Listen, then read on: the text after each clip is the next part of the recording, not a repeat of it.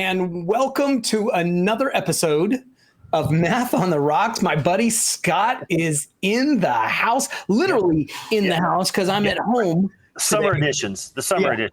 Instead of in the office. Yeah. Well, I got kicked out of my house, so. Yeah, I'm seeing it all the time, and I see your school background. Yeah. How are you doing? I'm doing well, man. I'm doing well. Why'd you get kicked out? What's going on? Oh, I got the daughter who just got the job down south. She's working on a data science micro credential. Nice. Yeah, so it's like a 4-class thing. She got a scholarship. Their last bits of their scholarship, they got to use that for that. So she's in class 1 of 4. She'll be done in December with that. So she's at home sucking up all the Wi-Fi bandwidth, and go to school. There was Wi-Fi concerns, so I figured I'd leave because she's got to be on a Zoom call and run her program, which is an online coding program. So, makes sense. Yeah, good fun. Hey man, today is my official first day of summer. I had woohoo! I know. Congratulations. I was supposed to be off Tuesday of last week, but every day I kept getting called into the office to do more and more. Yesterday, that was the biggie. Yesterday I had a job interview, so we're going to see if I got. It's just a promotion in the office, so we'll see if for you. Yeah, well, we'll see if fingers crossed. Fingers crossed for you. Sending good vibes your way, man. I got turned down last time I tried, so I might as well, Anyway, but we'll see. At least you gave it another shot. That's all that matters. Yeah, we will see. Well, this is, of course, a CMC, California Math Council podcast. And I'm going to do the B block, California Math Council. I was going to say, start with who's sponsoring us. Who's helping us out? Yeah. But before, I got to say this. If I don't say it now, I'm going to forget.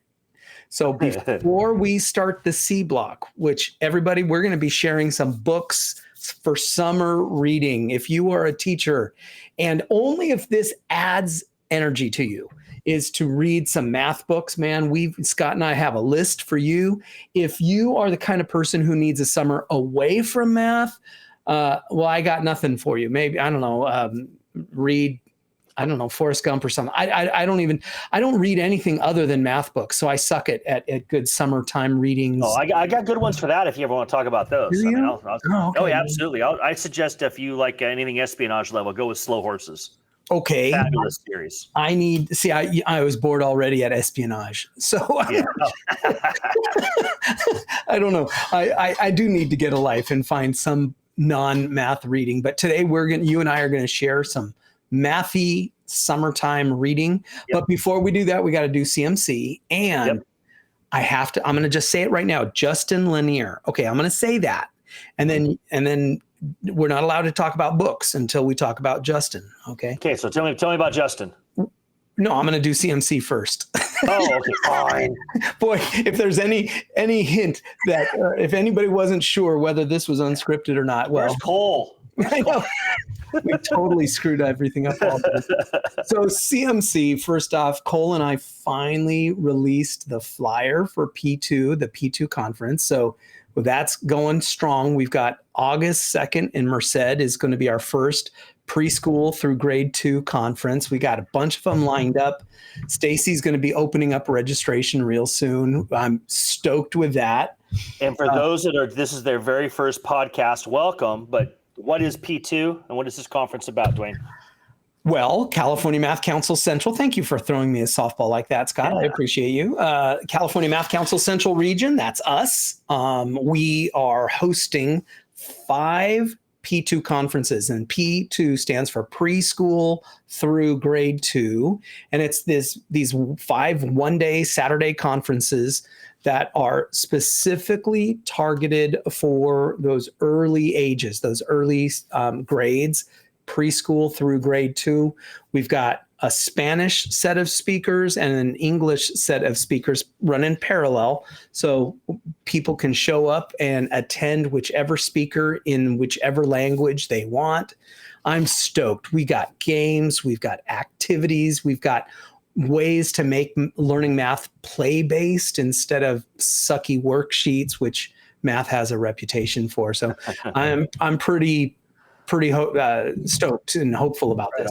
Okay, and we've got man, I know it's only June right now. We're recording this, June 24th. Yeah.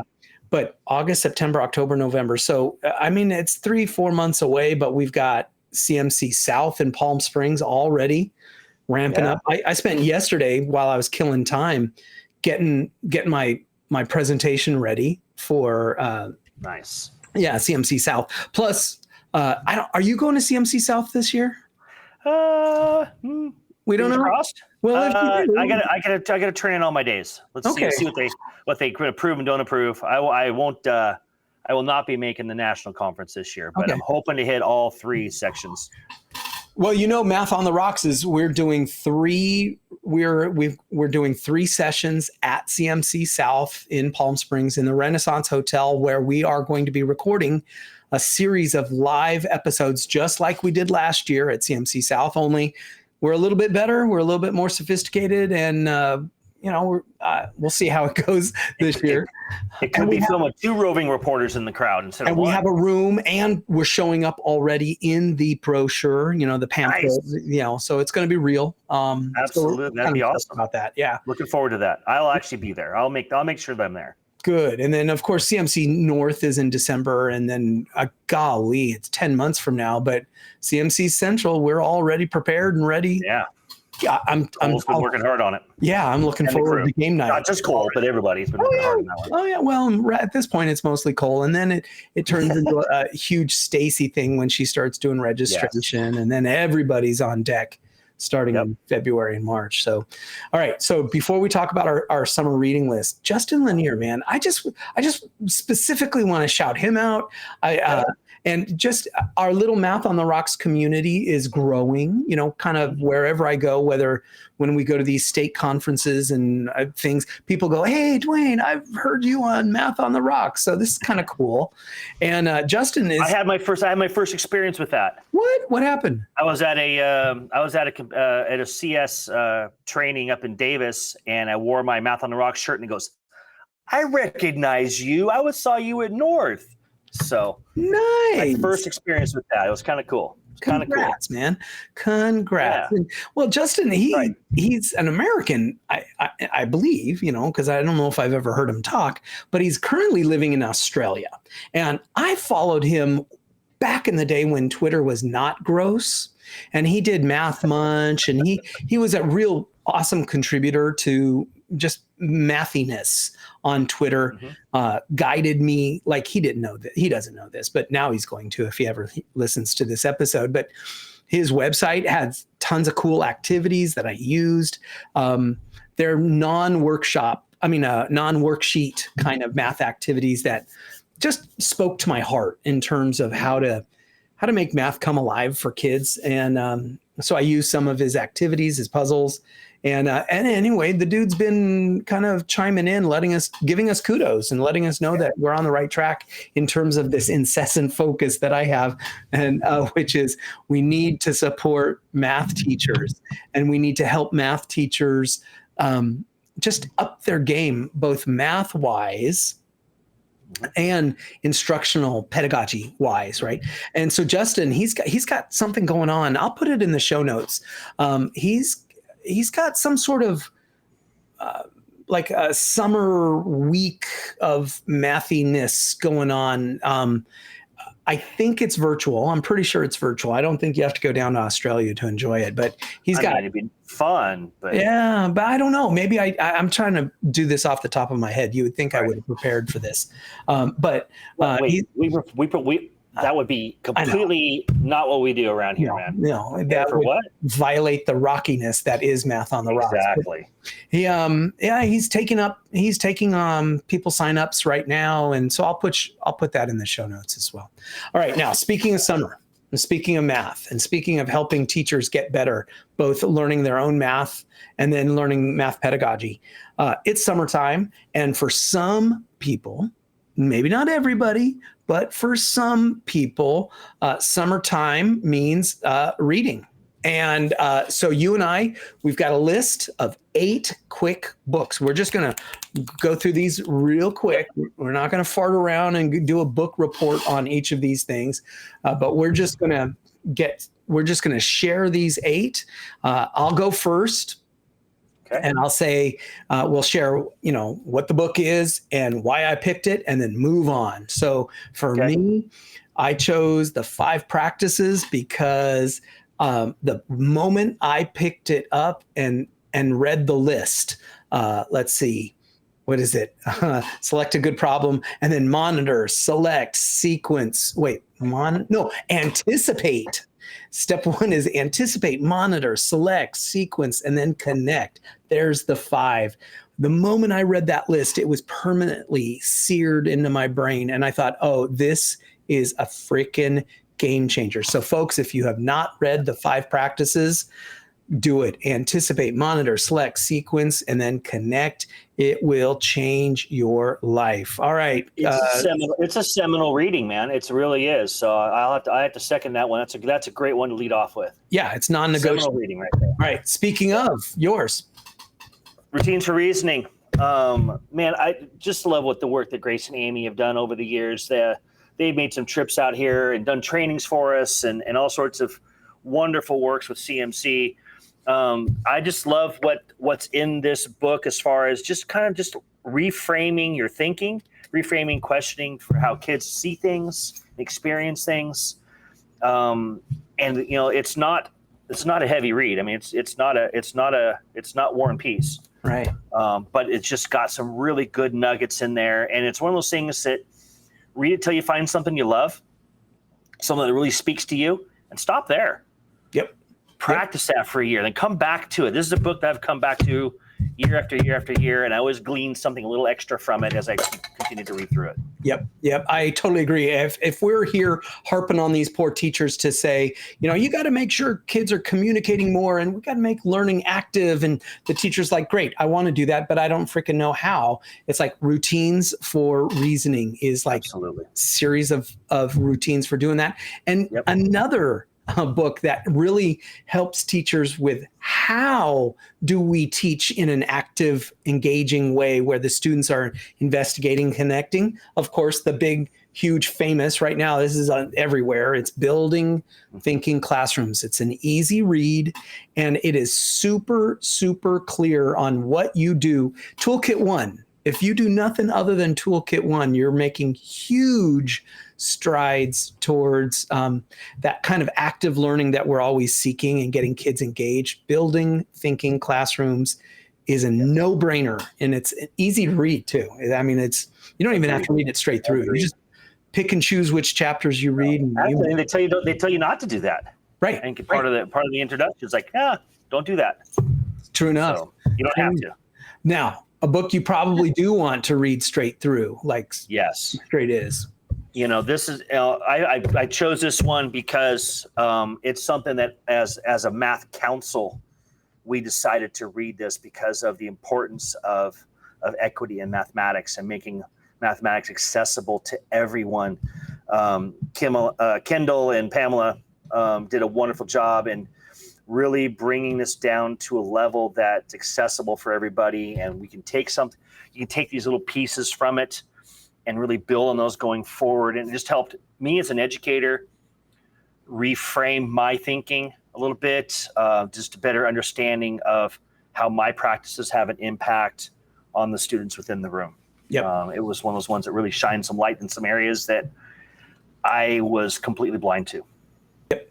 I participated in 2 book studies on this book. And I'll tell you, the elevator pitch on this is, how do you make things culturally and personally relevant for kids? Well, you choose good, chewy problems, but then insert the students' names and the student context, and boom, you're a bunch of the way there in terms of making math culturally and personally relevant. I learned that straight up from Kendall and Pam. So that was a good one. All right, here's mine. Rethinking Disability in Mathematics from Rachel Lambert. First off, Rachel is a great friend. She's a hoot. Well, actually, Kendall was too. I should have said that one. But Rachel is a wonderful friend of the math community in California. She's a hoot to work with. And she came out with this book, and it is hitting the math community in California by storm. The idea of how do we employ the UDL principles in math to make math accessible to students who historically have been, we just deny them access to math because we don't think they can handle it. And she's like, bunk, that's wrong. And here's a book on how to make access. Well, and I'm just so excited to see it in book form, because let's roll back the clock a little bit, and you and I sitting in a I think it was the Sacramento Sheraton, listening to her speak for the first time, not knowing our backgrounds. We both came up and like, hey, wait a minute. Being the fathers of children with an intellectual disability, we were like, when you say all, do you really mean all? And she really means all. Mm-hmm. She walks the walk, and I instantly she earned my respect just for the way she handled herself and went about that, and the resources that were available to us then, I'm sure, in this book. And it's on my list of things that I want to try to get through this summer. Yeah, full disclosure, I haven't finished reading it yet, but because a couple of times I read it and it's just like it breaks my heart. This is one of those books where it makes me want to go back in time and give this damn book to every single one of Jaden's teachers and say, you know what, you need to have higher standards. In fact, I needed to have higher standards for my kid, and they needed to have higher standards for my kid. And this book makes it possible for them to do that, for them to do more than life skills and teach them how to count coins and ride a bus and stuff. He could have done more. Yeah. And this book would have made it possible for the teachers. All right, yours. This is one that I ran across this several years ago, an embedded formative assessment from Dylan William. Dylan William is one of those researchers. This book is math adjacent. A lot of it is grounded in mathematics, but it's just good practices and good strategies on just questioning within the room and how to adjust on the fly, and it gives you practical hands-on. Like, I can take this and I read this chapter and I can take this to use it tomorrow, boom, hands down, put it right in, and it'll enhance your teaching in your classroom. Just questioning strategies and why we need to do it the way we do it. And he's got a series of these books. They're wonderful. He keeps updating it. This is the older version of it, but I grabbed it because it's the one I'll maybe, if those of you who actually look at this, I probably got, I've had to go around the corners with things on it because it's just those little nuggets, and they're all labeled so I know how to find it again. There's just nugget after nugget after nugget in here. And it changed my philosophy on teaching. Yeah. No, it's a great book. And if you think about it from really take that embedded to heart, what the heck? Oh, I accidentally clicked on something. There we go. If you I got distracted. If you take that embedded to heart, all of a sudden you're teaching while simultaneously collecting formative assessment, and it allows you to see the classroom as a veritable fire hose of data that is coming at you that you can start acting on. And once you become aware of it, and remarkably powerful. It's one of those things that kind of runs in the background, and if you're doing, once you learn them, it runs in the background. If so, you're doing a BTC lesson or you're doing something else, those things running in the background will just enhance it even more. Yep. Now here's my dark horse. This is a surprise one. I wanted to add this one to the list: teaching mathematics through problem solving. So we're all hot and bothered and excited about BTC. Okay. Well, BTC, while it's kind of new to us, is really just building upon the work that's already been going on for 40 years in Japan. It's called Teaching Through Problem Solving. They call it TTP for short. And teaching through problem solving is the OG of active learning for students and through investigations and connections.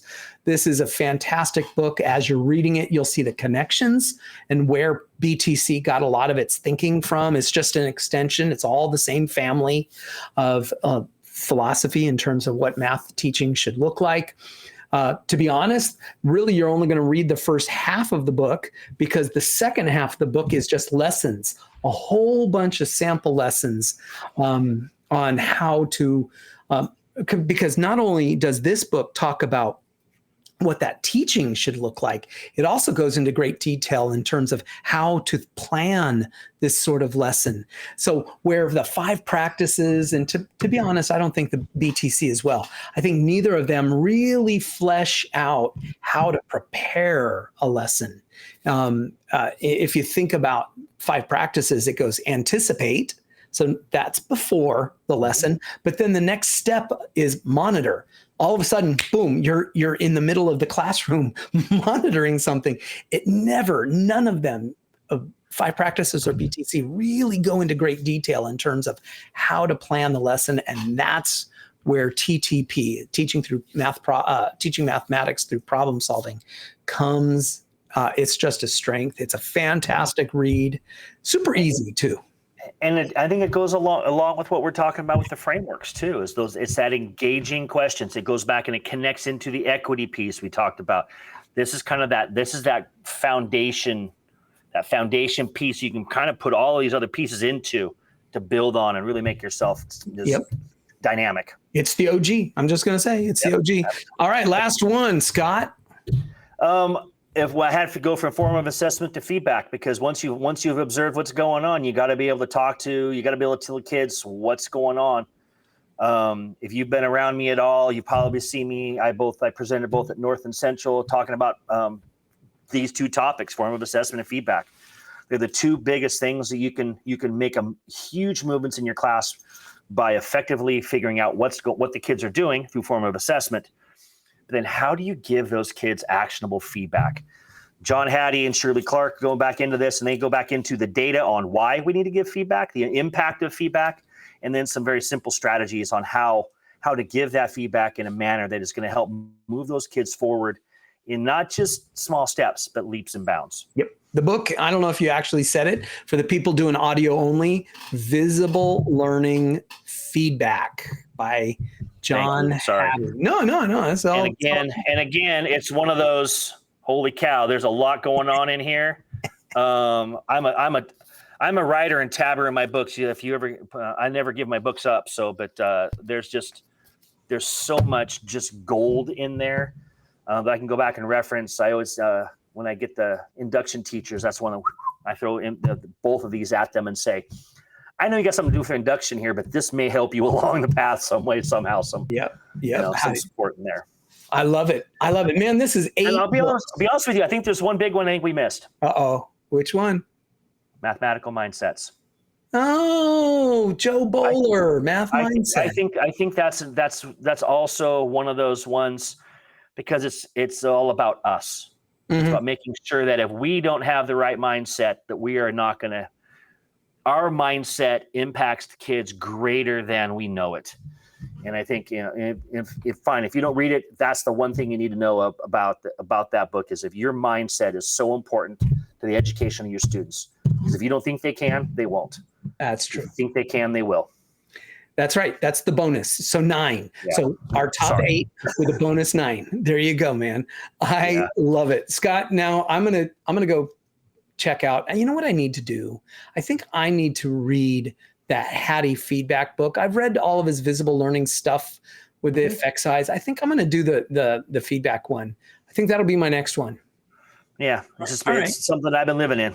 So, but now see, I got to get back into your band show book, because I think that's something that teaching through problem solving, man. With the band show, man, when you learn about band show, your eyes get open on how you can effectively use the whiteboard to augment student learning. It's a game changer, man. I tell you. Yep. Scott, this is fun, man. We're going to have to get together and actually meet in person over the summer.